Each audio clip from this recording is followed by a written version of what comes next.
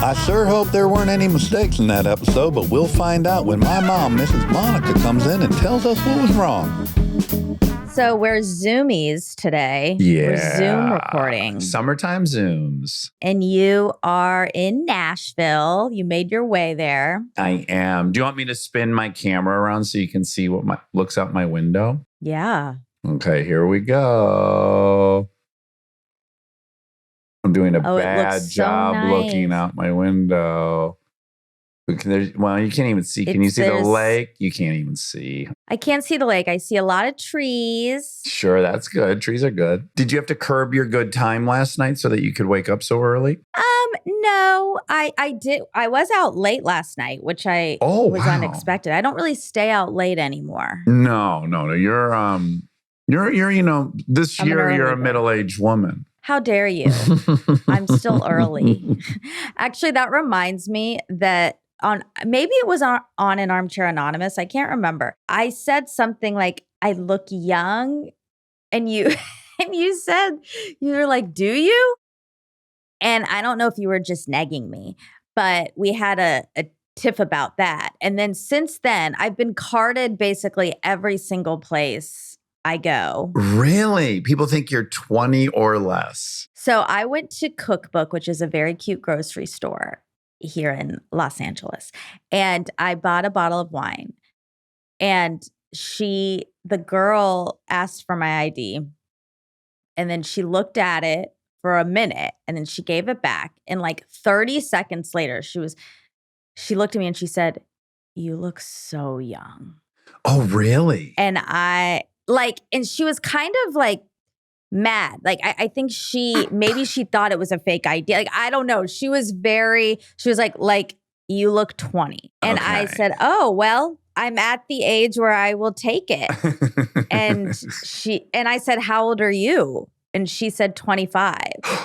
Oh, wow. So she thought she was older than me. Oh, wow. Let's go back to your night last night because you had a late one and I want to hear what was happening. So it's in a couple days is our friend's birthday, Anna. Oh, okay, great. How old is she turning? Jesus is age 33. We went to Atwater. Atwater is a new place I've been going to a lot. McCall's is there. Butcher that used to be down the street from us that moved to Atwater, which is the bane of my existence. Heartbreaking for me. Yeah. So sad. Best ground beef in the city. Maybe 50% fat, I'm guessing. I mean, it's so fatty, which I love. You can't, at the grocery store, they're not going to push it beyond 20% fat. And I don't want to get sued by McCall's, but I will say I think they're in the high 50s. And you can taste it. And they have like farmers market vegetables and fruits and sauces and treats. They have all kinds of things there. I love it there. Anyway, there's also all these cute stores on the street and little restaurants and bars. And so we went to this outdoor little restaurant and we hung out there. And then we went to another one. Pub crawl? I guess it turned into a little bit of a pub crawl. The second location I defined as rustic. That's a word I took from Cali, which means kind of shitty. Yeah, with charming shitty. Right. But okay, so does everyone consider rustic that? Yeah, rustic is definitely shitty but charming. Ye Old Rustic Inn. You wouldn't name your bar Ye Old Rustic Inn like Ye Old Shithole. They're saying like, yeah, it's a fucking dump, but hey, it's got some charm. You're going to have a good time here. Ye Old Rustic Inn. I thought rustic meant like woodsy. Like I have I thought it meant like a cabin is rustic. Yes. But I thought rustic is like equivalent to a cabin. I didn't know it meant like charming shithole. Instead of saying it's a shithole, you go like, oh, it was rustic. Well, I know, so it's a euphemism then. Yeah, for dump, but implicit in that euphemism is it has to have some charm or it would just be a lie. Right. But I didn't know that. So one time Callie and I went to a hotel and there were some problems with the hotel. It was a nice hotel, but there were like some issues with it and she kept calling it rustic. And I thought it was very funny. And I also thought it was a total misuse of the word, but turns out I was wrong. I guess I owe her an apology. No. You are right. She was making a great joke. If it's supposed to be nice and it's rustic, no. If it's a dump, but you find yourself very charmed by it and going, oh, I want to go back, even though it was kind of a dump, that's rustic. If a Four Seasons doesn't, the commode's not working in the Four Seasons, you can't say it's rustic. You go, oh, it was a fucking terrible Four Seasons. They need new management. Right? You clear now on rustic? Yeah. Okay. I still have some questions about it, but I overall, I get it more. Anyway, I was saying that place was rustic, but now I think I was using it correctly. Yeah.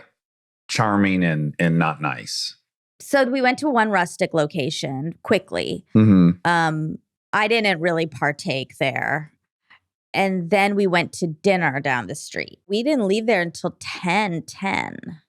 Oh, really? I don't know if that's terribly late, Monica, for a Saturday night. I'm going to open this door. Maybe that'll give me more bandwidth. To me, felt really late because, I go to bed. I get in bed quite early. But it's a ding, ding, ding, actually. We went to the restaurant called Spina, which came up for our really deep cut listeners in the Chris Pine episode. He brought up Spina. He said it was a really good restaurant, and it is. Oh, was that the Italian place? And Rob went, and Rob was like, oh, yeah, it is dynamite. Yeah, it was great. I'm jealous. I want to go. I should have gone. So I'm going to suggest something here's my hunch. So we haven't seen each other in, let's see, what day did I leave? We're on Sunday. And I left on a Wednesday night after we recorded. Mm-hmm. So a week and a half. Yeah, 9 days or so, or whatever, 10 days. My hunch is that my 10 days feels 4 times longer than your 10 days.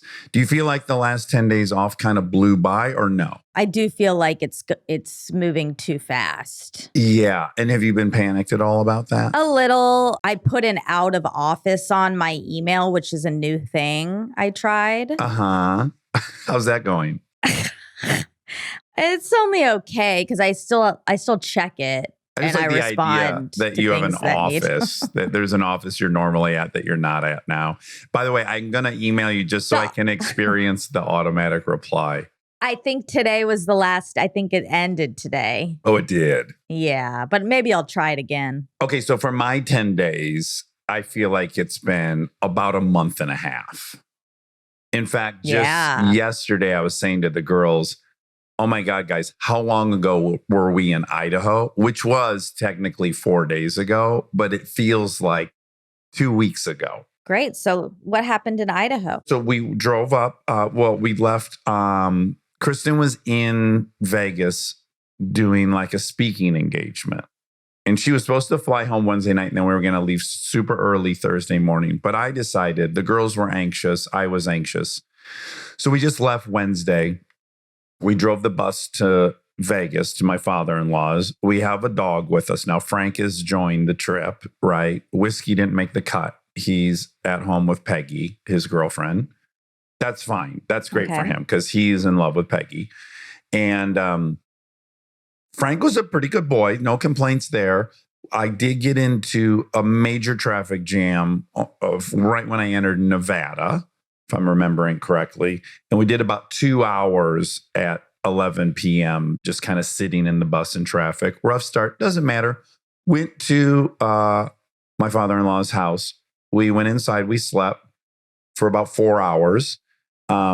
I was completely ashamed of myself because we were on like a Murphy bed that my feet went off the end of. And it was quite warm in that office that we were sleeping in. And I really couldn't sleep. So I just ended up waking very early on Thursday morning and just got the bus ready and was ready to go. And I was ashamed of myself because I realized when Aaron and I were on our road trip after high school, I would have blown a donkey to have that bed in that room because we were living in the car. And I realized this is how spoiled and soft I've become, that I can't even sleep unless the temperature's right and my feet aren't hanging off the bed. Anyways, Who cares? Yeah. Got on the road. Probably the best trip we've had in the bus. There were a single issue was the passenger window broke off from the contraption that holds it shut. So I was pulling over every few hours to re-duct tape it because we'd be driving down the highway and the window would just fly open. But that's light. That was no sweat. Got into Swan Valley, Idaho at a very reasonable time. I think 9:00 that night on Thursday. And then this year's trip was different because it was cold, which was shocking because we had just left Vegas where it was 115. And then it was like 60 degrees the first day, then 50, in June, kind of wild. But what was lovely. Yeah, that is weird. Yes. But what was lovely is I normally have to go whitewater rafting with the girls, which I've now done 4 or 5 times. And it's like an hour drive there. The trip, down the river is a couple hours and then it's an hour drive back. And I was so exhausted from our previous month of, nose of the grindstone. And so you couldn't really do many activities, which was such a blessing. So I took a nap every day, which was heaven. Ooh. I had my new electric dirt bike, my Stark, which is so amazing. I hadn't ridden it. So I would just zip around on my dirt bike and lots of time chit-chatting and just being social and hanging out. And it was just the most lovely, relaxing version of the trip. It was completely different. And everyone agreed. Everyone was like, oh, it's kind of drowsy and lazy version. But everyone there, it's in the ethos sometimes. No, the ether, where everyone that had come to the trip had also seemingly had the same month leading up to it. Like everyone I ran to was just like, oh my God, I barely made it to this trip. Everyone was napping. Yeah. Nice. Yeah, it was great. How was our best boy? Oh, best boy was very exhausted. He's maybe who I'm referencing the most. He looked like he maybe just barely made it up there alive. But he was lovely. Yeah, well, he's doing the Lord's work. He is. He's out there doing the Lord's work. Have you ever participated in a silent disco? No, but I know about them. Okay. I'm going to out Will Speck. I think you're generally supposed to protect the anonymity of who's on that trip, but I'm going to out Will Speck, the director. Very sweet, hysterical, fun, flirty. He pined over his... Oh, so the way a silent disco works is everyone wears headphones and there's 3 channels on the headphones. And there's 3 different colors. So there's red, green, and blue. And you put playlists on each of those channels. And if you're dancing and you don't like the song, then you flick, but you're also like monitoring everyone else that's dancing. Because if you see people going extra hard and they're on red, you're like, oh, fuck, I got to get over to red. So Will Speck had pined over his playlist, I think for a month leading up to this silent disco. In the way Jess would, right? Like hoping everyone's going to love it. There's some song he wants to introduce everyone to. There's some new tracks. He's very hip to new tracks. And it was just so fucking fun. Those are so fun. And then when you walk out because we were dancing outside, it was cold, but we were dancing outside. And you walk outside and there's just 30 people going berserk and it's dead quiet. All you hear is like footsteps on the ground of people. It's insanity. I feel like there's something about it that kind of like freaks me out. I already guessed that for you, it might be dicey. I think it's a beautiful thing. God, I sound like such a curmudgeon because, I famously don't like dogs. And now I'm going to famously not like dancing, which is like 2 of the things that every single person loves. But it is weird that you brought it up now because Jess and I were at a store yesterday and we were telling the guy that we were about to go to Atwater. And he asked us if we had ever been to this one bar. I guess it's a bar. And I said no. And he said, well, it's awesome because there's a huge dance floor and like people are dancing. And Jess is like, oh, yes, like I want to do that. I really want to go there. And I kept my mouth shut, but I was like, I'm not going. Yeah. I understand. But what if it was It's the an pod? old wound. It's an old wound. It's an old wound, but it's two different things. I think you're thinking of just dancing with strangers, which is one thing. Now imagine our pod has a dance party at Amy's birthday party. That's a different experience. Yeah, it is. And I am happy to dance with people I love, but I still, although, God, I used to booty bump, but booty bump was different. I actually think this is kind of like my stance that holding hands is actually more intimate than anal. Yeah, that's on your headstone. Yeah. Yeah. Yeah. This is kind of similar where I feel like regular dancing is more vulnerable than booty bumping. Because everyone knows how to do that. Like it's easy and it's kind of crass. There's no vulnerability in it. Yes, you've got a persona going, booty bump MLP. Yeah, that's me. That's my rap name. Really quick. You could host one of these silent discos in a nursing home at night and no one would wake up. That's what's so funny about it. But the highlight for me was both my girls danced for 4 hours, right? Till like 1 a.m. Oh, fun. Both my girls can dance, which I love. And I danced with them so much. And at the end of the night, I just thought, oh God, I hit the lottery. I have 2 kids that love to dance like I do. And as a family, we're a dancing family.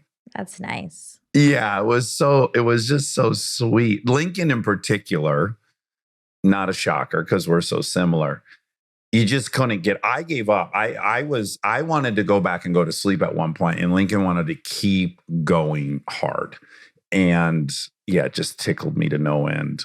That's fun. Yeah. Speaking of this, I feel like it's obviously the reason that I find it sort of uncomfortable. Well, I did not grow up in a dancing family, so that's part of it. But also, I don't like attention. I don't like people looking at me. Yeah. Stay tuned for more Armchair Expert, if you dare. Let's take a minute to thank our presenting sponsor, Audible.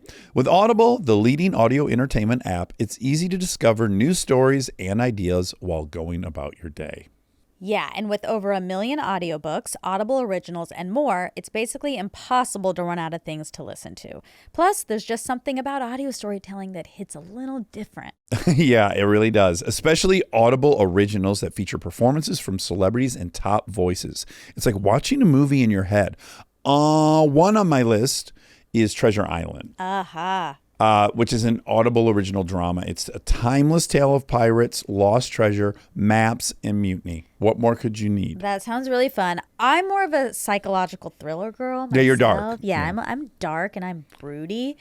And I've been hearing all about the author Frida McFadden.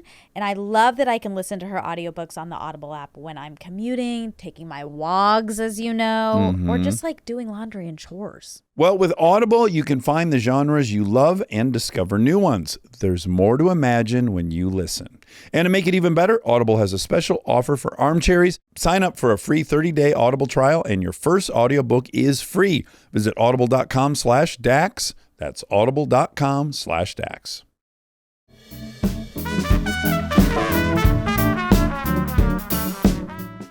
Ironically, it's so strange, whatever. But this reminds me, I want to talk about something because we haven't done a fact check since our Brad Pitt episode came out. Oh, yes. First of all, did you see it opened at $140 million? I didn't. That's awesome. Wow. Makes me so happy. So the episode came out. A lot of people said they really liked it, which is super fun. Obviously, it was fun for us to release that and give that to the armchairies. I did not anticipate, and I guess very dumb of me, but I just wasn't paying. I just didn't think about this, that this would take on a life of its own. And there were so many headlines about the episode. Well, specifically saying that he talked about his divorce, which he did not talk about his divorce. And it was really making me feel crazy. I was like, oh my God. Oh my God. Like, no wonder people of that level, like, don't do interviews and don't do things because people just make up lies. Oh, yeah. Headlines. When there's we're saying that we discussed that and we didn't. Yeah. And I thought the same thing. I was like, he probably can't answer a question like what his favorite hamburger is without them extrapolating what they want him to talk about. Yes. If he says he likes In-N-Out, it's like, well, because Angelina notoriously likes McDonald's. Right. He has, they didn't get along about that and they got a divorce. Like, it's so wild. And what I will say, I respect him so much because even though I was shocked, I know he wasn't shocked. He's like, this is what happens. This is what happens every time. This is my life. And we do have people who come on who are very concerned about what will be said, after the fact of the conversation, who often like, it won't be talked about, and this man is definitely going to get talked about. And he didn't tell us anything. He didn't tell us to cut out anything. He was so chill. He was like, you guys do your thing. It's your show. Yeah. He didn't care at all. Like yeah. There's a lot of behind the scenes talking to people's publicists and dealing with a bunch of stuff. And there was none of that with the most high profile guest we've ever had on. And I not only did I appreciate it, it made me, I was like, God, he just like, he just knows. He knows what's going to happen. And he just decides, I guess, like, oh, well. I think he like has a calmness about it. I think he has full acceptance of what his life is, which we did kind of talk about, which is like, I think you fight it for a long time and it makes you uncomfortable. At some point you go, oh, I'm going to drive myself bananas or I just have to not give a fuck anymore. And it seems like he is at that point. Yeah. I know. I think it's awesome. But what I wanted to say is, there were all these headlines, all these things, which were like making me feel like I already was like, I don't like that. And I even had like our publicist tell one of the magazines to tell them, and they did remove the headline, which I thought was nice. But then I saw it 100 other places, and I was like, "Oh my God, this is too much." But then I was listening to a podcast that I listen to, a pop culture podcast. It's in my rotation. I enjoy it. I found it a couple months ago, and they start talking about the episode. And as soon as it started to come up, I got sweaty. I got so anxious about what they were going to say. And it was so interesting because this podcast has like a host and then guest hosts every week. And it was interesting because she started off by saying, I've never listened to the show before, have you? And then the guest said, unfortunately, yes. And I was like, oh no, oh my God. Of course, I feel defensive. My feelings are hurt. And then they proceed to talk about the episode for a while. What's so funny to me is pretty much absolutely everything they're saying is positive. Uh-huh. Except they then, because of that, because I think overall they liked it, they had to just insert jabs. But just to say, I don't really like the show, but, or I don't like them. They never elaborated on what their issue with the show was. We're obnoxious. Oh, we're obnoxious. Yeah. But not what version of we are obnoxious, but what version of obnoxious are we? They didn't specify. They didn't say. Oh, okay. But they just were saying like, I don't know. It was just very interesting because I did think, oh, you can't just say you liked it. You have to say something negative. And I think people feel like if they're just positive or kind or whatever, then they're like dumb. Like I worry that that's where we live right now. We're like, if you are only saying positive things, they're not critical. They're worried that like they're not critical thinkers. This was like a podcast I put on to go to bed. Big mistake. I'm now up for like an hour and a half just laying there, kind of spiraling about this. And I DM'd the host. And I don't regret it. I don't regret it, but it didn't make me feel the way I thought it was going to make me feel. How did you think it was going to make you feel? I thought it was going to make me really feel like, what's the word? Not like I caught you. Gotcha. Yeah. Yeah. And it didn't really do that. I mean, I did feel, and I do feel that it's, you don't know who's listening ever to your show, to your to whatever you're doing, whatever you're putting out there.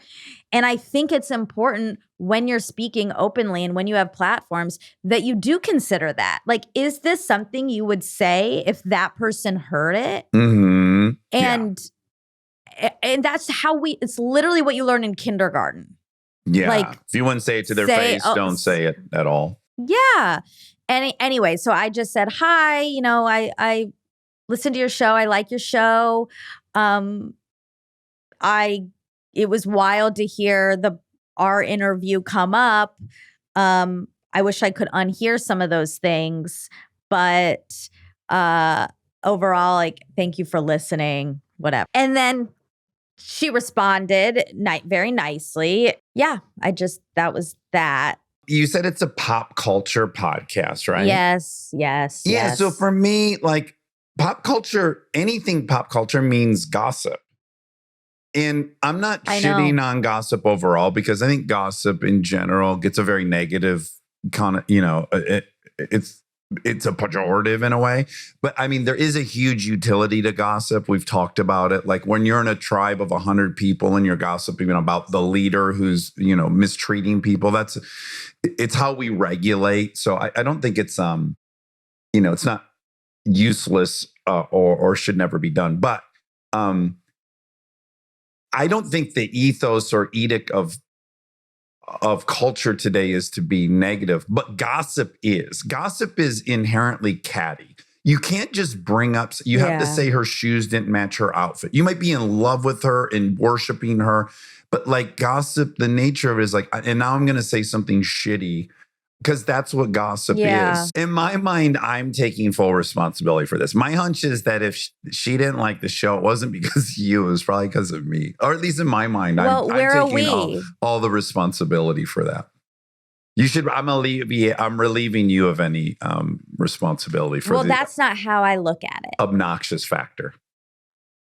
Whatever. I said that I felt kind of good for like 14 seconds and then that was over. And then I thought, I guess I just feel really like exposed. Sure. Like we put something out that a lot of people saw and heard and have an opinion on now. Yeah. And it felt scary. Like it felt very like, I guess, out of control. I love our listeners so much. So I guess I'm like putting them in their own category, like our consistent listeners. Yeah. But it did make me think like, I really like this job for the job itself. I really am not in it for us putting it out. Like I don't like that part, actually. Mm-hmm. That part's scary. And even when people are being positive,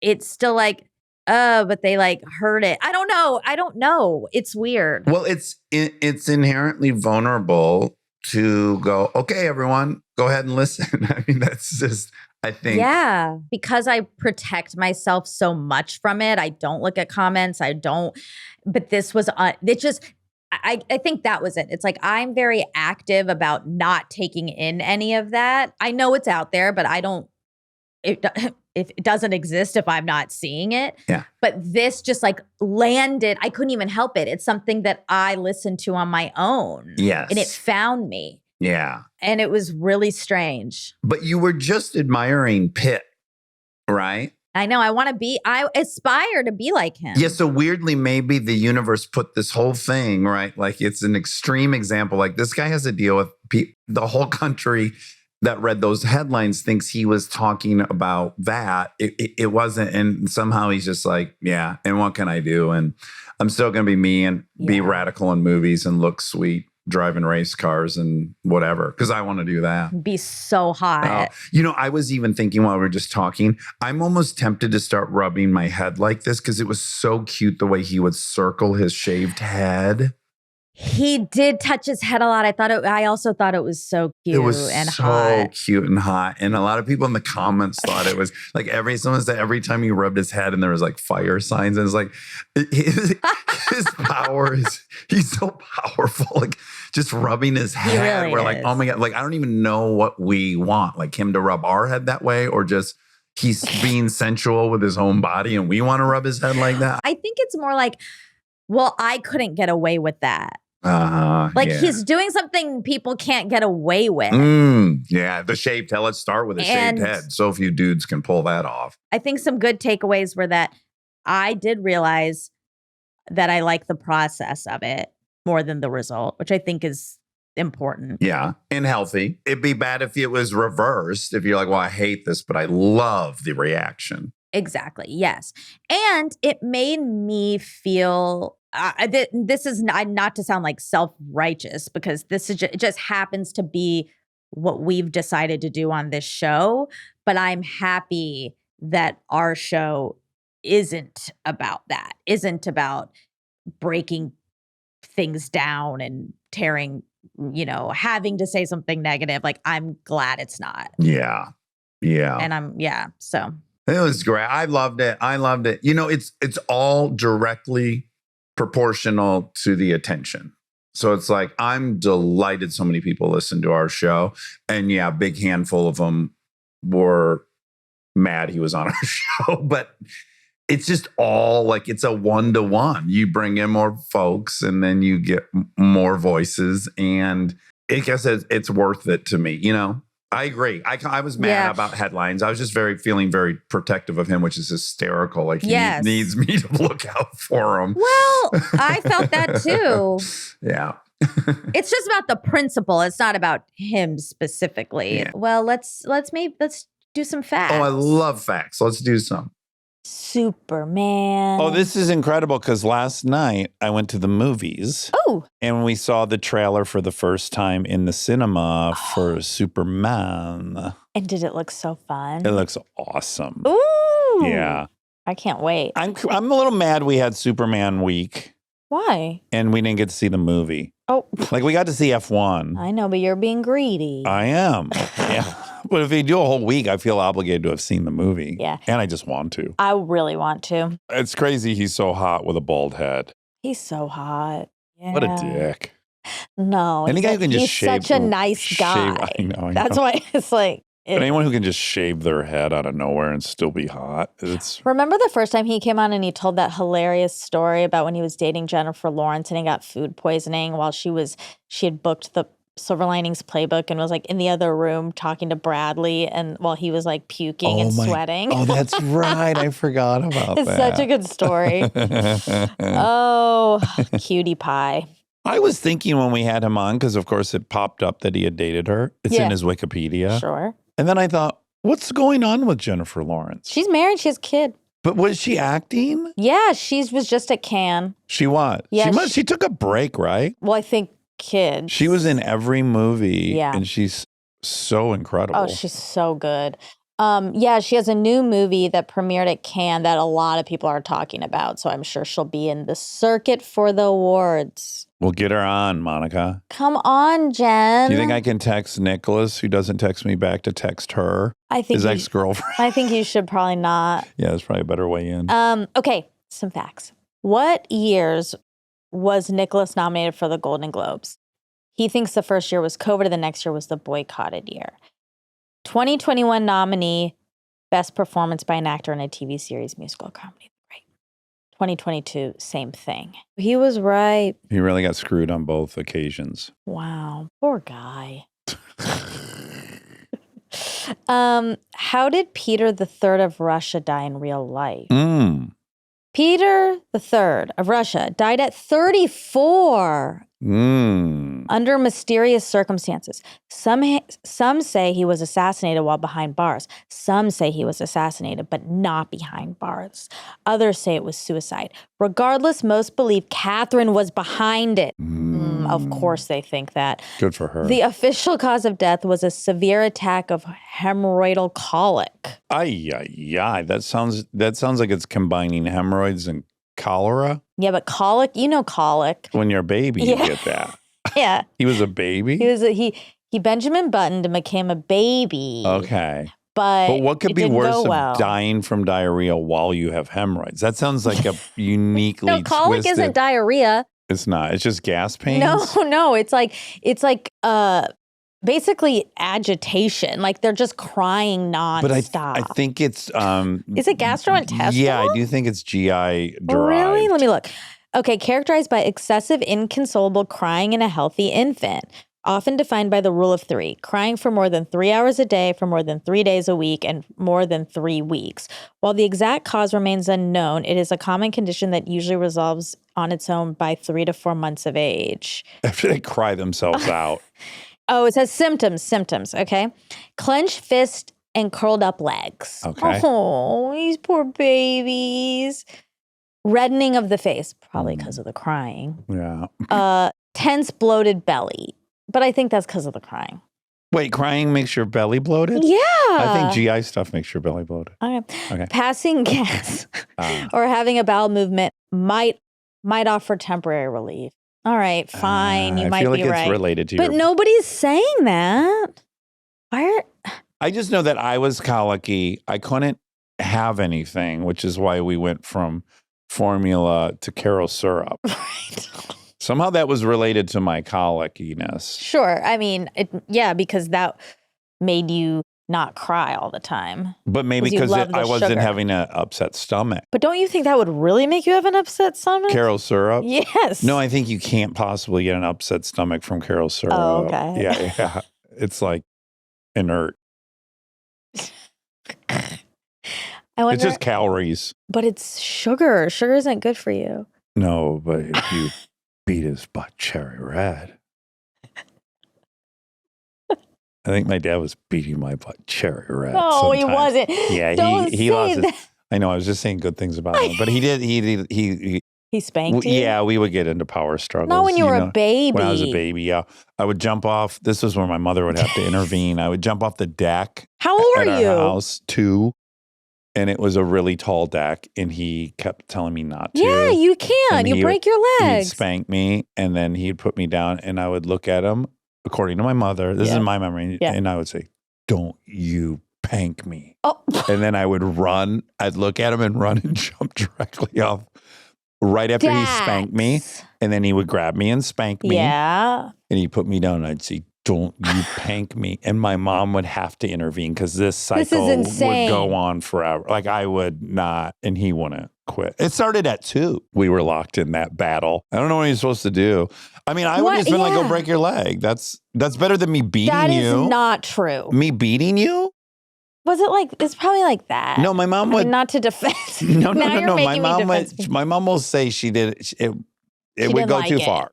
Well, yeah, because you're making him go nuts. Yeah, the 2-year-old's making the adult. Yeah, I find, look, I do. I understand. I'm sympathetic to what he did. I don't think it's the right way. I think we can both agree that's not the right way. You can't beat your children. And when you recognize your kid, it's on you as an adult. When you recognize your kid will die in the fire, you can't then push them in the fire. But you also... But that's the opposite. In his head, he's like, this kid is going to die. No, he's like, I got to break this kid. Are you sure? He was probably scared, Dax, that you were going to hurt yourself. He was definitely afraid for my safety. Yeah. There's no question. And he felt out of control. Yes. And so he decided to spank me a lot. That's bad. And he, as the adult, should have seen, oh, this kid won't quit. One of us has to quit in this scenario. Right. He's not going to. Every time I spank him beyond the pale, he then looks at me and jumps off. But do you think you jumped off regardless of the spanks? Like, what was he to do? I was in a power struggle with him. Right. And I was saying, don't spank me. I'm going to keep doing this. And I kept doing this. And as the adult, you'd have to go, okay, so he's never going to stop. Am I going to stop, or am I going to spank him for the next 3 hours? Right. And that was on him at that point. Now, mind you, he was only 24 years old. Yes. And of course, spanking is bad. That's like obvious. Yeah. So let's take that off the table. But I do understand the instinct of how do we, oh God. Stop him from hurting himself. Yeah. He should have tied you down. When you're in a power struggle with somebody and you fully acknowledge they're never going to quit. That's right. And you're smarter and an adult. Yes. You got to be the one You to have quit. to leave. Yeah. That's a boundary. They're not going to stop. You have to leave. But he is your dad and you are too. So this gets more complicated. Yeah. Oh yeah, colic. Yeah, so he died of that. When did Nicholas do Rebel in the Rye? Year and age. 2017 when he was 27. But filming started the year prior, so he was 26 or 26. 9 years ago. Yeah. Oh, what is the Bhagavad Gita quote that he referred to? Okay. Mm-hmm. You have the right to work, but for the work's sake only. You have no right to the fruits of work. Desire for the fruits of work must never be your motive in working. Never give way to laziness either. Okay, extended version. Perform every action with your heart fixed on the Supreme Lord. Renounce attachment to the fruits. Be even-tempered in success and failure, for it is the evenness of temper which is meant by yoga. That's kind of what we were just talking about. Work done with anxiety about results is far inferior to work done without such anxiety. In the calm of self-surrender, seek refuge in the knowledge of Brahma. They who work selfishly for results are miserable. That's basically the Hindu Bible. It's the closest thing to it. They don't have one, but that's the religious text. And it's a long conversation between two people. Did Nicolas Cage get Patricia Arquette a black orchid and autograph from J.D. Salinger as a condition for marriage? Oh my God, great. Patricia said in an interview with The New Yorker during severance interviews that she met Cage in an LA deli, but wouldn't go out with him unless he obtained unattainable objects for her. After the list was completed, she was supposed to marry him. He started getting close to finishing the list before they even went on a date. The list included a Salinger autograph, which he got. It also included a black orchid from the jungles of Peru or Brazil. He completed this task, but it was actually a spray-painted orchid. He cheated a little bit. I'm glad this isn't completely made up in my mind. Yeah. Great. I want to know, if we ever interview him, we got to find out how he got Salinger's autograph. Yeah, exactly. Do you think he has some psychosexual? No, some masochistic qualities? Because that's kind of masochistic. It's like, go do these, go get these things for sub? Me. Yeah. I don't think so. I'll ask. Okay, ask him that. Are you a sub? How rare is a black orchid? Black orchids are unique because in nature, plants rarely bloom in black. True black orchid flowers do not exist in nature. Black orchids were created by geneticists by crossing 3 species of orchid. They are also not truly black. They have maroon, dark purple, and blue pigments. Ooh. Does rosemary oil help with hair growth?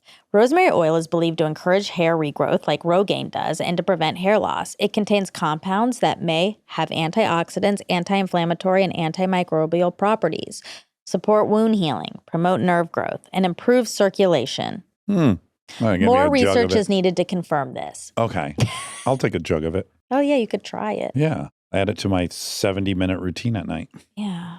Well, that's it for Nicholas Hoult. We love him. I can't wait for the next round. Yeah. I'm charmed every time. Butterflies every time. Bye. Love you.